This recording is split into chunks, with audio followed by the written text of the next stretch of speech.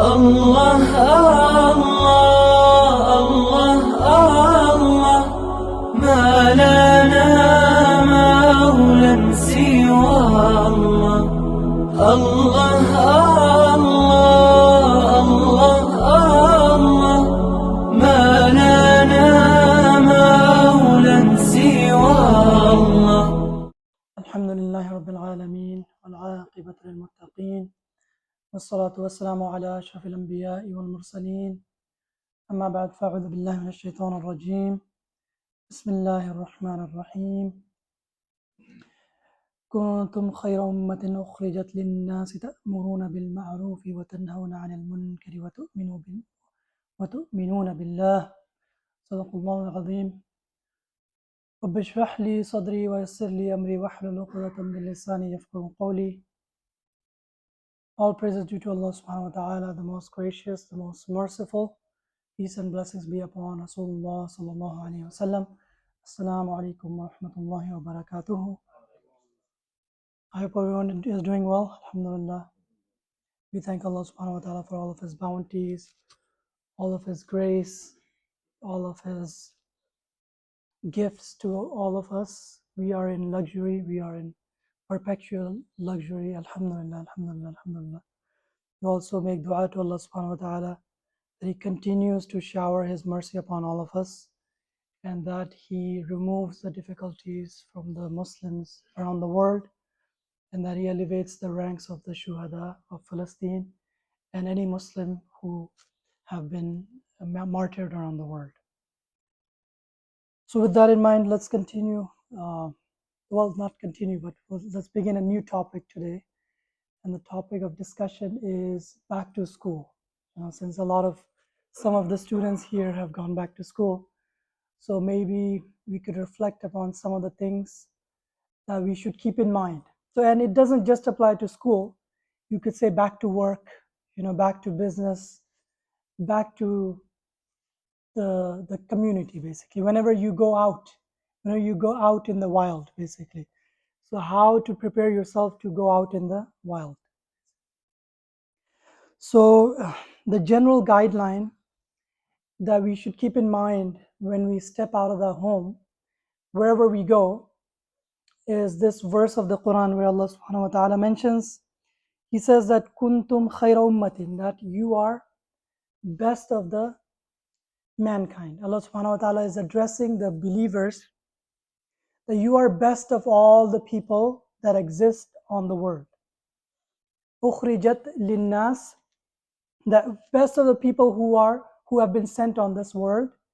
And Allah subhanahu wa ta'ala mentioning that ta'muruna bil ma'ruf wa tanhawna 'anil munkar, that you are best because you enjoin good and you forbid evil. So how do you do that? Who can do that? First of all, who can do that? In general, a person who has authority can do that, right? A person who is a form of an ambassador can do that. When people look at you as like a special person, then they'll also listen to you. So by us being that special person, then people will take us as an example as well. If you act like everyone else, then there's nothing special about you, and people will not take you as an ambassador, and people will not take you as an example. And especially us living in the West, where when you go in the school, when you go in the workforce, then you are the only Muslim in your class. Back home, when you go to school, when you go to work, they're all Muslim. Especially, if you come from India, Pakistan, Bangladesh or Middle East, you go to school, you are just another Muslim. So if you do something wrong, it's okay, he's a bad Muslim, right? There's 100 other Muslims who might be doing good. So you doing something bad does not set a precedence. It does not set an example. They won't say that, a Muslim is doing something bad, because the rest of them are also Muslims. But here, in a non-Muslim majority country, when you do something wrong in your class, then someone could just equate that to a Muslim doing something wrong. because you did something wrong and then you happen to be the only Muslim as well. So now you're creating a bad example. Although people doing that is also wrong. People saying that, oh, this classmate of mine who is a Muslim did something bad, he bullied someone, therefore all Muslims are bullies. Is that wrong of them to do that? That's also wrong of them to do that. But we cannot stop them from doing that. But what we could do is we take extra responsibility as being the only Muslim, as being the only Muslim co-worker. We take that extra responsibility to behave, to not go and bully someone, right? Because now, if you had to do that, if you were doing that at home, that's different. If you were doing that in Pakistan, that would have been different. But now you're doing it in the United States. You are doing it where there's a higher risk, that there's a major risk involved, right? The risk is that you send the bad message. Now you are allowing them to stereotype the entire Muslim community. All of the Muslims are automatically bad by us doing that. So we have to be very mindful every step of ours when we go out. At home, if you're bullying your brother, it's not a big deal. Your dad's gonna beat you up. Khalas, it's done deal. But out there, if you do something like that, it has consequences for everyone now. All the Muslims now are being looked at as bullies. All the Muslims throughout the world. And then the media will take it a step further.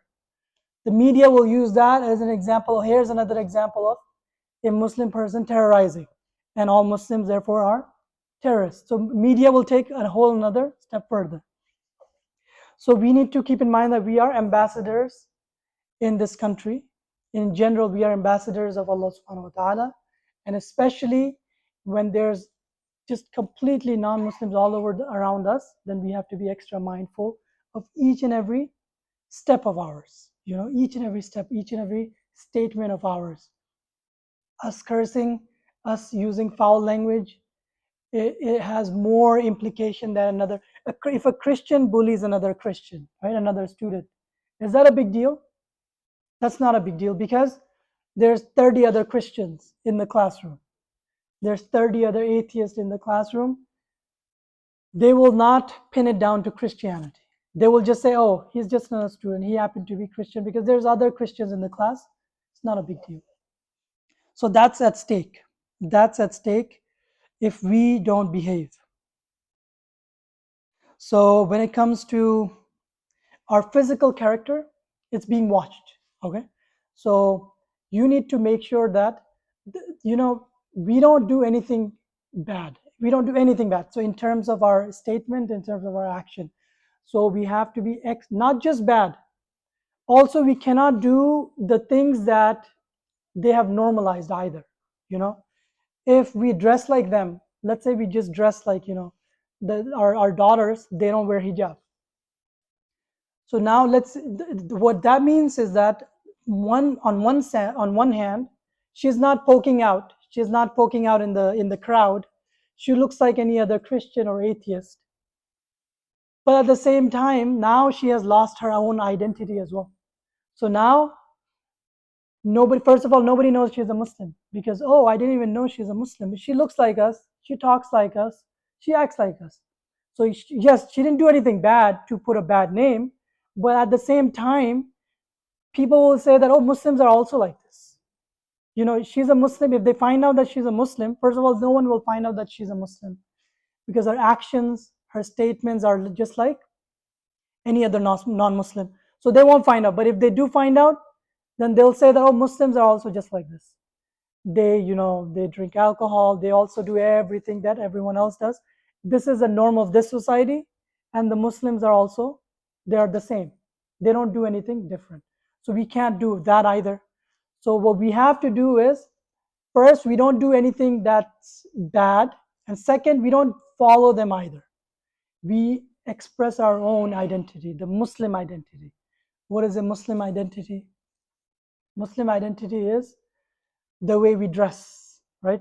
The way we talk, the conduct and the character of Rasulullah sallallahu alaihi wasallam has to be shown. So then, when someone is bullying another person, we go ahead and stop them.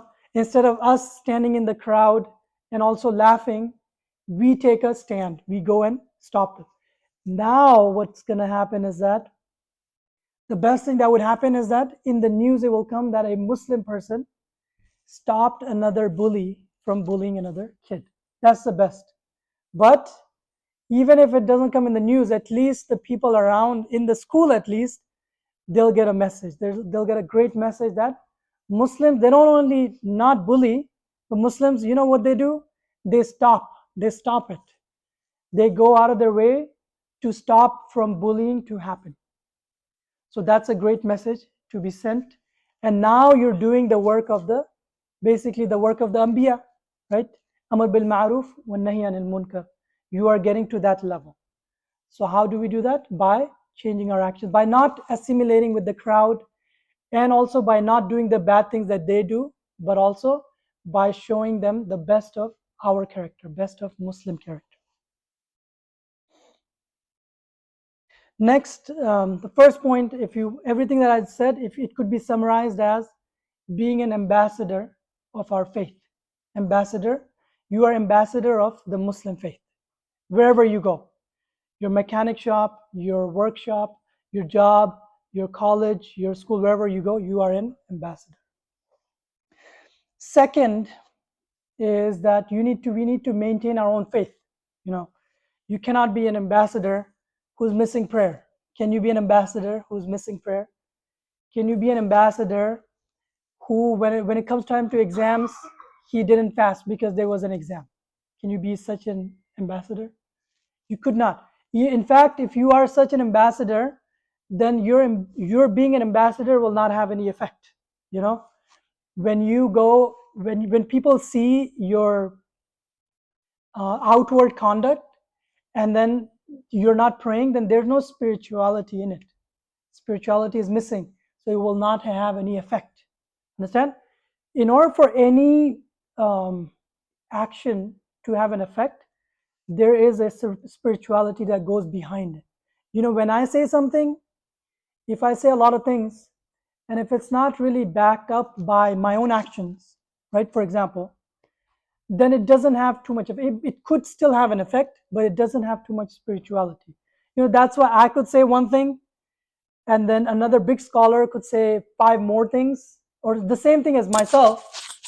Then that big scholar saying that same thing will have a more effect because he has decades of practice. He has decades of practice upon that same thing that I said.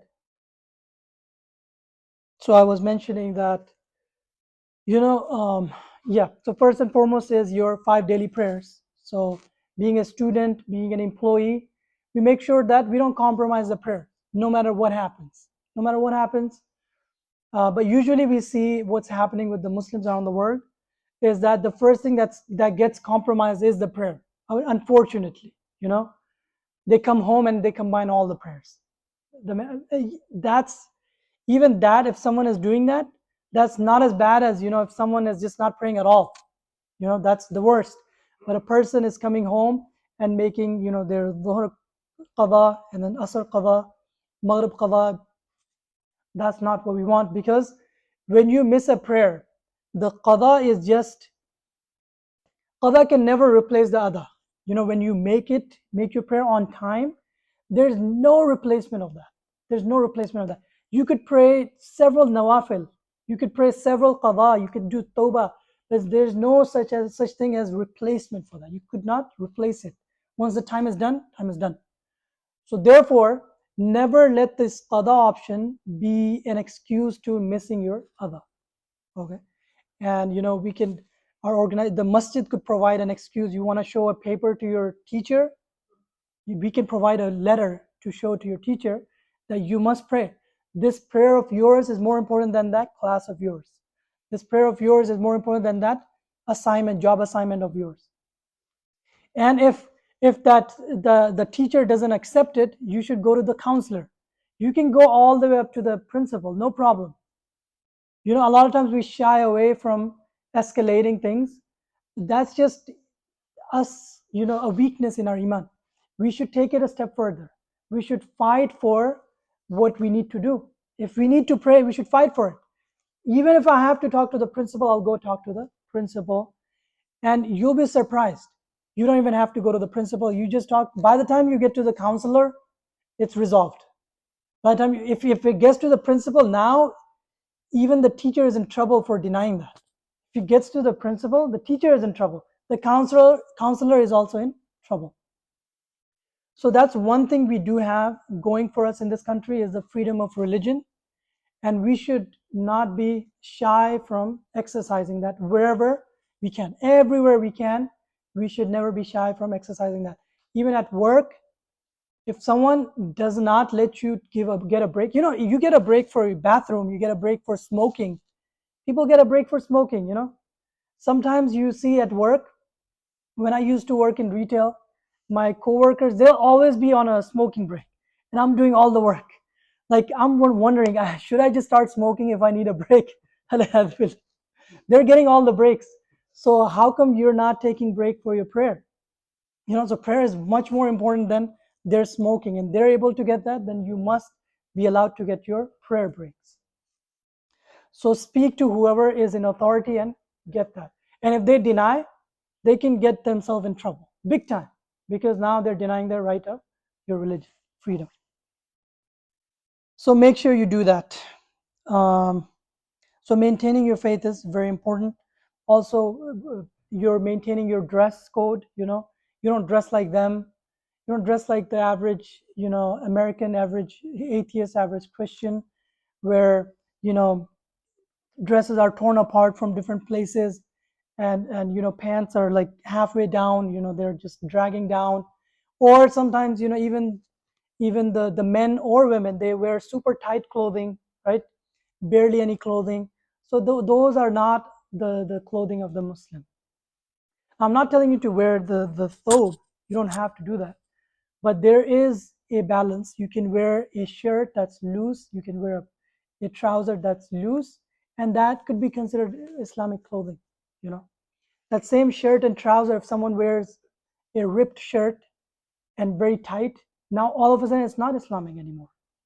So a similar clothing could be fixed to make it Islamic. So make sure we do that, and then if we can fulfill these things, then we are maintaining our faith in the school, in a work environment. We are better able to have the embodiment of an ambassador. Any country's ambassador comes. If you have the ambassador of US going to China, for example, he shows up in shorts and just like tank top, for example. No one's going to take him seriously. So there's a dress code there. He has to speak a certain manner. He has to behave a certain manner. There's protocols of an ambassador. So us as Muslims, there are protocols of a Muslim ambassador. So if we fulfill that protocol, then everyone will look at us as an ambassador, right? Otherwise, they'll just dismiss us. Let's not take him seriously. Next, which is part of this, which is preventing sins, staying away from sins. So now whenever you go to such an environment that doesn't have the same rules and laws as yourself, now you are exposed, and you are basically at a disadvantage of falling into the sins that are normal in that community or that environment. For example, the average American environment is okay with men and women intermingling and becoming friends and having a relationship outside of marriage. So that average American environment is okay with that. So when we go to school and college and work, it's normal over there, right? So now, can we also just do the normal thing over there? No, because in our religion, Allah subhanahu wa ta'ala has prohibited that. Allah subhanahu wa ta'ala said, وَلَا تَقْرَبُوا الزِّنَا. Allah subhanahu wa ta'ala didn't say that don't commit zina. He said don't go close to zina. So everything that leads to zina is also prohibited. So forget the prohibition of zina. Everything that is leading, all the routes to zina is also prohibited. So therefore, in our school environment, we have to be very careful. We don't interact with the ghair mahram. We don't interact, even with our teacher, we only interact at the bare minimum. You don't just become too friendly and even with your coworkers do to become too friendly and cracking jokes and asking too many questions. We shouldn't do that, because now you're going the pathway of zina. No one's saying that you're gonna commit zina, no one's saying that, but that pathway is also prohibited. So you're treading that pathway, which is also not liked and completely prohibited. So we have to be very careful. So anytime we see, like, sometimes there's group projects, you try to be, in a group where there's only boys, just be in a group of boys. Or if there's girls in there, interact with them, just minimal interaction. Make sure that you're not the only guy in there, you one guy and then there's 5 girls, and what are you going to do? So make sure then you switch to a different group, for example. Tell the teacher that I am uncomfortable with this, and then the teacher should be happy to move things around. Similarly, in the schools and colleges, there's an environment of drugs and alcohol, right? So you have to make sure that you don't hang out with those people who are involved in drugs. You don't hang out with those people who are involved in alcohol. There's places where people hang out. Maybe there's like one corner of the school. After school, everyone, all the bad boys, they hang out over there. They have their, the drug, exchange happening over there. Don't go there. Do not, stay away from that. If once you find out, stay away from that. And if you have a friend who is, inclined towards these things, what we should do? First, try to, let's say you try to get them on board, like get them away from that, basically. But you see that their influence is stronger. They're trying to convince you. They're more, logically, eloquent in speaking to you. Then what do? You just completely disengage from them. Because if you continue engaging with them, then they'll completely bring you on their pathway, and you're completely on board with whatever they're doing, because you didn't have a stronger influence. Now, if you did have a stronger influence on a friend, then don't break apart from them. Then you can bring them on the right way, right? It's all about influence. Who has the greater influence? If you realize that that person is dominant in your friendship relationship, then move away from that friendship. That will not benefit you. That will take you in a downward spiral. So we make sure that we make friends with like-minded people. Another friend who also is interested in prayers, who's interested in having a good environment, who wants to become better, who wants to do all the good things. Don't speak foul language. Just be friends with that person. Then you'll both encourage each other, and it will be a feedback loop where you both become better.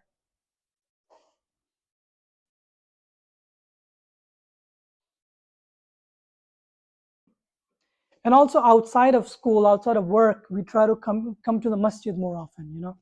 So the school has an environment, your work has an environment that is detrimental to your spirituality, right?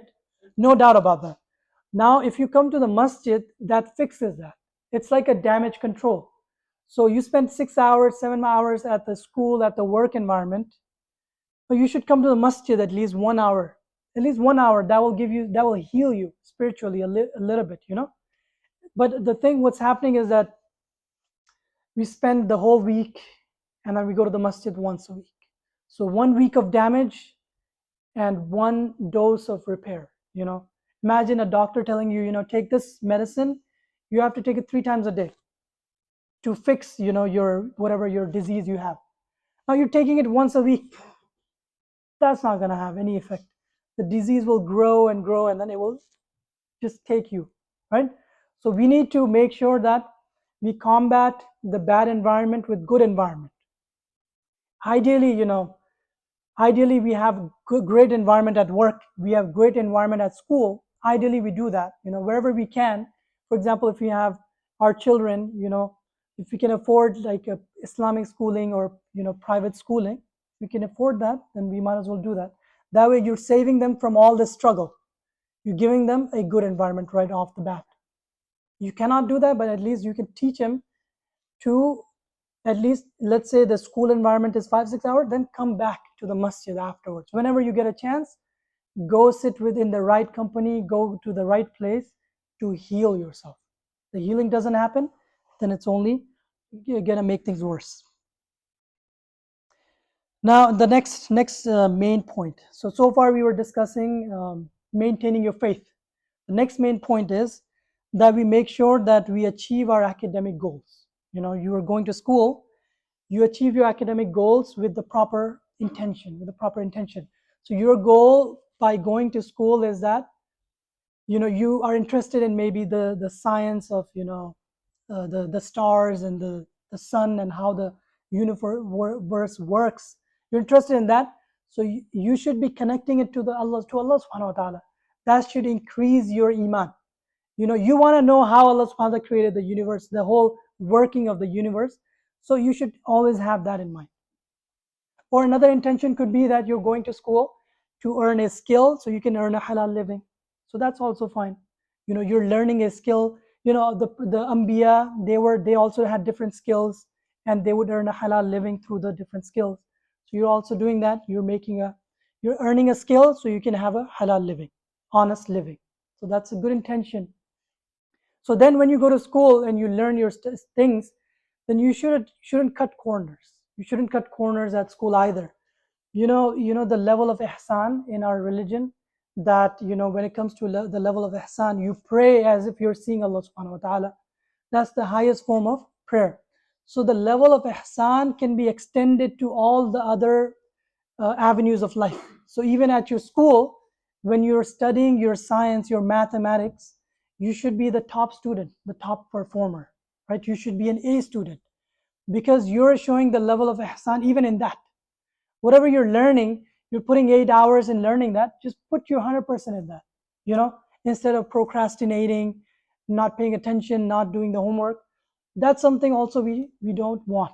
Muslims at our peak, back in the day, we were excelling in all the sciences, not just Islam. The scholars, they were scholars in Islam, but they were scholars in chemistry, they were scholars in physics, they were scholars in mathematics. They were excelling in all the fields. So today, if we go to school, we should excel in the field of whatever field we're doing in school. Whatever major we have in college, we should excel in that. So anyone sees that this person is I don't know what term they give you when you graduate. They give you a term when you excel in the whatever that thing is. So then a Muslim should be that person instead of anyone else. It should be us. Let me try to wrap up here.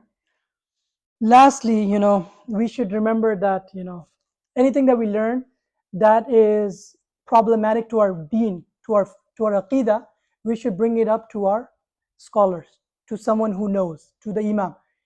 I learned this about the history. Imam, I learned that they said that Prophet Muhammad sallallahu alaihi wasallam did this. Can you explain this?